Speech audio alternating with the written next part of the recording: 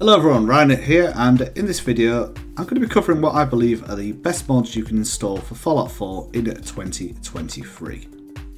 Now of course this is my personal preference, but this video will cover a wide variety of mods, including graphical overhauls, quality of life, gameplay tweaks, as well as bug fixes. Now I tend to stick to installing mods that enhance the original game rather than completely overhaul it. In other words, I like to keep my Fallout as Fallout, and I don't like to turn it into something else such as Call of Duty. Now all the mods I'll be covering in this video can be installed for free from Nexus Mods, and they can be installed using Vortex Mod Manager on either Windows or Linux. However, for this particular video I will be using my installation of Windows 11. In fact, the only hard requirement for modern Fallout 4 is that you're using the Steam version of Fallout 4 and not the Microsoft Game Pass version, as the latter is restricted, especially when it comes to script extenders. However, before we start modding, there are three things that we're going to do beforehand. The first thing we're going to do is install the Fallout 4 script extender, as that is required for some of the mods in this video. Easiest way to do this, if you navigate to Files and download Manual Download. Once that's downloaded, extract the archive. I recommend using a utility called 7-zip. Next, open the extracted folder and take a copy of everything inside. I'm going to paste this into the Fallout 4 installation directory. For me, that's located in the C drive, Program Files, Steam, steamapps, Common, and then Fallout 4. I'm going to paste it in here, overwrite anything if you get a prompt. Finally, to launch the game using the script extender, you want to make a desktop shortcut of the F4SE loader exe file. Copy that to desktop, and you can rename that to something else if you want. Next, we're going to create an account at Nexus Mods. Now there's two tiers of accounts you can create. You have the supporter, which is your default basic account, or you have premium, which is your monthly paid account. The main difference is that the paid account has faster download speeds, and also when viewing a mod list on the website, you can see more than 20 items per page. Now, since all the mods in this video are less than 100 gig in size, you can get away with just using the basic account. Now finally, we need to install a mod manager to manage and install our mods. My recommendation would be Vortex Mod Manager, as this integrates with the Nexus Mod website. It'll also prompt you whenever there's an update to a mod, and then most importantly, it tells you if any of the mods are conflicting. So say for example, you have two graphical mods installed and they overwrite the same texture. Well, Vortex will prompt you of this, and it'll also allow you to choose which one is applied first. And often in most cases, Vortex will recommend a course of action. Vortex also includes a tool called Loot, and that allows you to set the optimal load order for your installed mods. Once again, this is particularly important if you have multiple mods installed, as they may conflict or they may need to be loaded before one another, and this is something that Loot will automate for you. Installing Vortex is simple. Simply download the latest version from the Files tab here and click on Manual Download. Just bear in mind that you will need to have Net 6.0 or higher installed in order to launch Vortex. Once you've installed Vortex, launch it, sign in using the Nexus credentials that you just created, and then navigate to the Games section on the left hand side. From here, select Fallout 4 from the Unmanaged section, and then confirm that you wish to manage this game. At this point, Fallout 4 is ready to be modded. So to install a mod using Nexus Mods and Vortex, navigate to the Download section of the mod in question, and click on the option here where it says Mod Manager Download. Now assuming that you have Vortex running in the background, it will recognise that you've clicked that link and it will begin the download process. And once the download process is finished, it'll install the mod for you automatically. Now in some cases you may find that some mods will have multiple options for installation, so you want to choose these based on your preferences. But aside from that, once you've finished modding, close down Vortex and then launch it using the Fallout 4 script extender shortcut that we created earlier. So for the next section of the video, I'm going to cover in my recommended mods to install for Fallout 4 in 2023, and I'll also give you a summary of what the mod actually does. So first up in the list is the Fallout 4 unofficial patch. Now if you're familiar with modding Skyrim, then chances are you've probably installed the unofficial Skyrim patch. This is the same thing effectively, just for Fallout 4. The entire mod is a patch for Fallout 4 that aims to fix bugs, item placements, missing NPC dialogue, textures, and pretty much anything that can be fixed using the Bethesda creation engine. Of course, the result for this is a more stable and less buggy game. The only hard requirement for using this mod is that you need to have earned and installed all the official release DLCs, aside from the HD texture pack, which is absolutely terrible, so don't ever use that. Otherwise, install this mod as normal using Vortex. Next on the list is We Are the Minutemen. In Fallout 4, the Minutemen are one of the factions you can ally with in order to complete the main quest. However, what you'll find is after completing a couple of quests for Preston Garvey, you'll be given a flare gun, and this can summon some Minutemen to help you fight enemies in the location. The problem with the Minutemen summoned are that they're always level 1, which means they're borderline useless and they'll get decimated by higher level enemies. Now this mod changes that, in that the summoned Minutemen are now scaled to around your level. And they'll also start to equip more powerful weapons and will sometimes use power armour. In addition, any Minutemen quests you receive from Preston Garvey are now on a timer. What this means is you no longer get effectively spammed by quests from him. And finally, the mod also adds some defensive workshop objects that you can now craft. Obviously, compared to the original game, this mod makes the Minutemen worth using, and it also gives them a fighting chance against other hostile factions in the game. You can install this mod directly using Vortex. In Fallout 4 you have what's known as random encounters. Now these are locations in the game where something is scripted to happen. Now in most cases this will be an NPC or hostile enemies. However, the NPC's travel mod, as the name entails, has NPCs that roam the Commonwealth, Far Harbor and Nuka World.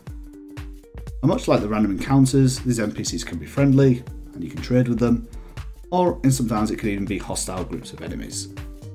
In either case, the mod does subtly add some more variety when you're exploring the world of Fallout 4. The only requirement for using this particular mod is that you need to have Automatron, Far Harbor and Nuka World DLC installed. Otherwise, install as normal using Vortex. So one of the coolest things about this game is the introduction of travel using vertibirds, which is kind of mandatory if you're playing the Fallout 4 survival mode.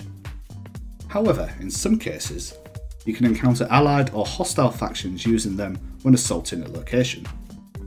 The problem is that vertibirds, much like summoning Minutemen, they tend to get destroyed very quickly, especially later in the game when you encounter high level enemies. The mod Durable Vertibirds fixes this, and it allows you to tweak the health of all the vehicles, as well as what level they spawn at. Now you could technically make them invincible and then give them explosive bullets, but it kind of means that if you ever get attacked by one of these things, you're never going to win. My recommendation is to choose the option for durable vertibirds when installing, and also the one that says non-leveled vertibirds. That way, they'll survive any encounters, also if you've got the firepower, you can actually take them down. As always, install this mod just using Vortex. So like the previous Fallout games, there are two minigames. You have lockpicking and terminal hacking. I hate terminal hacking, mainly because it takes ages to load up the screen, especially if you've had to reset the terminal or move on to another menu. Therefore, the faster terminal display mod fixes this. And what it does is it increases the speed at which the terminal windows load up. Now there's many versions of this mod, each with increased speeds, but I tend to choose the 20 times option. But aside from that, install the mod as normal using Vortex. So let's face it, the gun sounds in Fallout 4, they're not great. And this is where the Talby Realistic Weapon Sounds mod comes in. What this mod does is changes most of the gunfire in the game to have more punch and sounds much more like what we expect in a modern shooter. Now to use this mod you will need to do a little tweak to the Fallout 4 ini file, but this is documented in the mod's main page. But aside from that, install the mod as usual using Vortex. The Fallout 4 in-game Pip-Boy is a reliable source of light in darker locations, although it does radiate light in a 360-degree angle. Therefore the Pip-Boy Flashlight mod changes it so that the Pip-Boy's light functions nearer to like a torch or a flashlight beam, and this will only illuminate what's directly in front of you. Of course this makes the game more immersive, realistic, and especially if you're traversing the darkest dungeons or even using mods that make the game darker. In fact, if you wish to install a lighting mod, there is a list of recommended ones at the bottom of the mod authors page. Otherwise, install this mod as normal using Vortex. So unlike Skyrim, I don't tend to use many graphical mods in Fallout 4, as the game does tend to look surprisingly good in 2023. However, there are a few that I do use, such as Vivid Fallout All-in-One. Now what this mod does is overhauls and change several landscape textures in the game, as well as some trees, rocks, roads, bridges, and even some concrete objects. In most cases the game now has high resolution sharper textures with much more detail than the original game. And as a bonus, the modded textures do require less resources than the vanilla ones.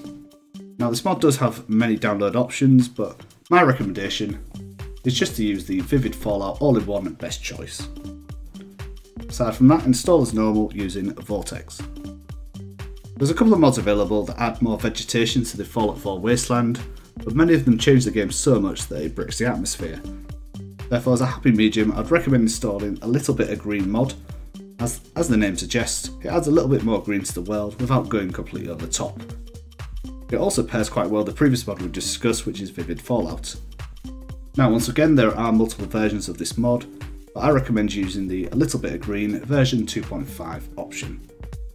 Now you will also need to make a small edit to the Fallout 4 ini file, but this is documented on the mod's main page. Otherwise, install the mod as normal using Vortex. So much like Skyrim, Fallout 4 does have a wide variety of companions that you can recruit at some point in the game. However, unlike the latter, they have what's known as an affinity meter. In short, the affinity meter is a measurement of how much your companions like you, and certain actions you do will either gain approval or disapproval. The goal in the end is to reach 100% affinity, as at this point you unlock their companion perk, which is a unique bonus for your character to obtain. Now the original game doesn't actually have a visual way of tracking what each companion's affinity level is, only if the action you do gains or loses approval. This is exactly where the visible companion affinity mod comes in. The mod adds a HUD element that tracks whenever you do an action that has approval or disapproval, and it shows the total percentage of affinity gained or lost, as well as what the overall percentage of approval is with that particular companion. The only requirement to use this mod is a small edit to the Fallout 4 preference.ini file as noted on the mod's main page. Otherwise, install the mod as normal using Vortex. So one of the optional aspects of Fallout 4 is settlement building, and with settlements come settlers. NPCs interact with the workshop environment you create. However, the original game doesn't really have much variety when it comes to settler NPCs. Enter the Better Settlers mod, which adds over 200 more settlers using in-game assets, or option if you want, you can use additional assets from Ellie's Armor Compendium, as well as ponytail hairstyle mods, although the latter is completely optional and the mod will function without them installed. You can also change the mortality of the settlers, aka how they die, but once again this is optional. Really, I just use this mod to add more variety to the game, and you can install this as normal using Vortex, and just make sure to choose your preferences. The high resolution texture pack, much like Vivid Fallout, enhances the visual aspects of the game, only this time it focuses on replacing textures for objects such as doors, containers, signs, piping, desks and architecture. Now there are two versions of this mod, you have 2K or 4K, although I tend to use the 2K version. Just bear in mind that the 4K one will require more video RAM. But either way, choose your options and install as normal using Vortex. So due to how the dialogue wheel works in this game, it's pretty apparent that the game was developed with consoles in mind, especially since the dialogue options are designed to be interacted using a controller. But chances are if you've got this game on PC, you're going to be using a keyboard and mouse. The full dialogue interface mod fixes this problem by adding a list structure to dialogue in the same way as Fallout 76 or The Outer Worlds. In short, the mod will now display in full what your character is going to say, instead of the summarised responses used in the vanilla game. Now this mod can be installed as normal using Vortex, but do sure to install the mod updates for the relevant DLCs, and as well as make the recommended Fallout 4 custom ini file edit as noted on the main page of the mod. So if you've modded Skyrim, then chances are you've installed a mod called Live Another Life that allows you to skip the opening sequence at Helgen or choose to start a new character at another location. The Start Me Up Redux mod does something similar to Fallout 4, that allows you to skip the opening section before the bombs drop, or to create a character using your own backstory. The mod also brings back the trait systems from the previous games, and also allows you to specify whereabouts in the comment you wish to appear and at what level.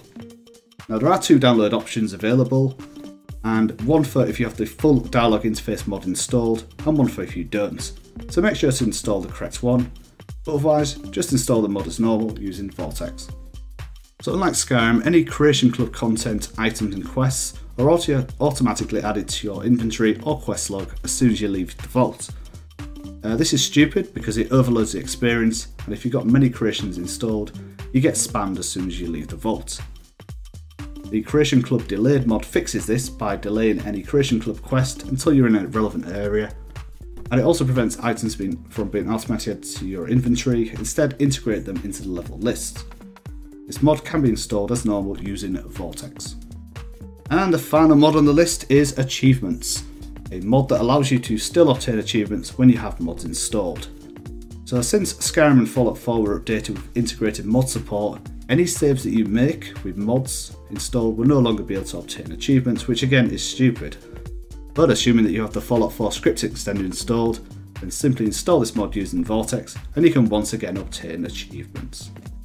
So, now I've covered all the mods, let's launch Fallout 4, we'll start a brand new game and we'll demonstrate some of these mods in action.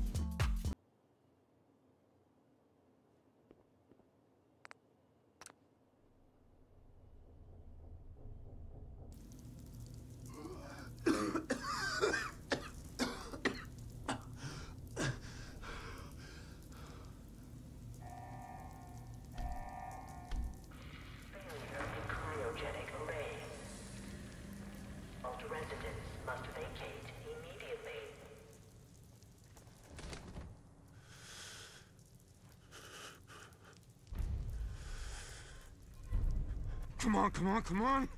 Oh, God!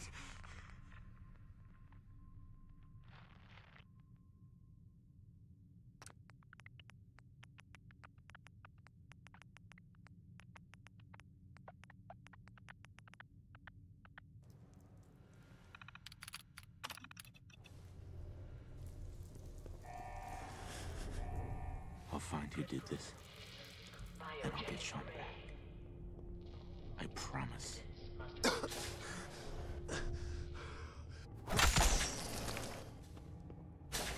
Giant roaches? What the hell?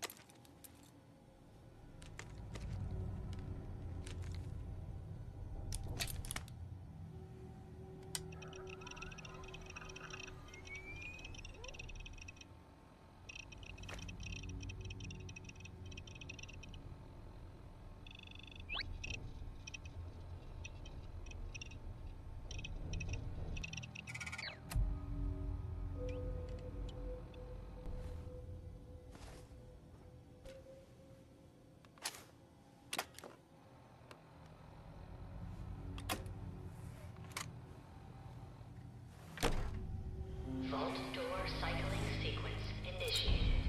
Please stand back.